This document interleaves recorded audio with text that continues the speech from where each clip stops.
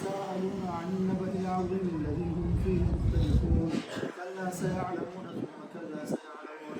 ألم نجعل الأرض مهادا والجبال أوتادا وخلقناكم أزواجا وجعلنا نومكم سباتا وجعلنا الليل لباسا وجعلنا النهار معاشا وبنينا فوقكم سبعا شدادا وجعلنا سراجا وهاجا وأنزلنا من المعصرات ماء ثجاجا لنخرج به حبا ونباتا وجنات ألفافا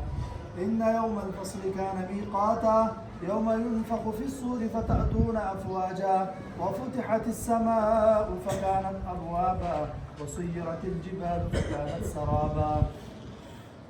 إن جهنم كانت مرصادا للطاغين مآبا لابثين فيها أحقابا لا يذوقون فيها بردا ولا شرابا إلا حميما وغساقا جزاء وفاقا إنهم كانوا لا يرجون حسابا وكذبوا بآياتنا كذابا وكل شيء أحصيناه كتابا فذوقوا فلن نزيدكم إلا عذابا إن للمتقين مفازا حدائق وأعنابا وكواعب أترابا وكأسا دهاقا لا يسمعون فيها لغوا ولا كذابا جزاء من ربك عطاء حسابا رب السماوات والأرض وما بينهما الرحمن لا يملكون خطابا يوم يقوم الروح والملائكة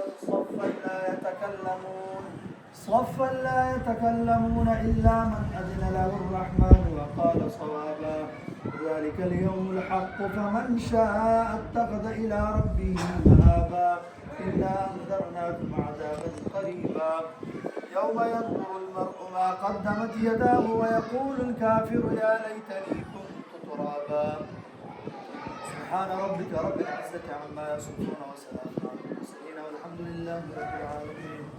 الحمد لله محمد وآله وصحبه أجمعين ربنا آتنا في الدنيا حسنة وفي الآخرة حسنة وقنا عذاب النار اللهم اغفر لنا ولوالدينا ولأساتذتنا ولمشايخنا ولأحبابنا ولكافة المسلمين اللهم انصر الإسلام والمسلمين اللهم اهلك عدونا الإسلام إن الله وملائكته يصلون على النبي وسلم تسليما اللهم صل وسلم على سيدنا